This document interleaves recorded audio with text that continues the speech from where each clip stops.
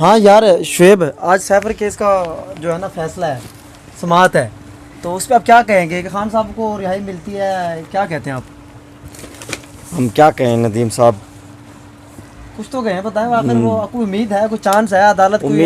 امید تو یہ ہے اگر اس کو سائفر کیس میں چھوڑ بھی دیں تو پھر دوبارہ کسی کیس میں اٹھا لیں گے. ہمارا ملک کا قانون تو اندھا ہے نا، ہاں قانون تو ہے نہیں. قانون ہوتا تو پھر تو کہتے ہاں بھائی وہ چھوٹ سکتا ہے یا نہیں چھوٹ سکتا. ابھی میں نے ایک جملہ پڑھا ہے کہ اس کا میں آپ کو ٹرانسلیشن کر کے بتا دیتا ہوں کہ جو ہمارے جو جج ہے یا جو عدالت ہے، اس کا جو نکاح تو ہوا ہے قانون کے ساتھ، لیکن وہ سوتے جو ہے نا طاقتور کے ساتھ ہے، جس کے پاس بہت زیادہ پیسہ ہو، طاقت ہو.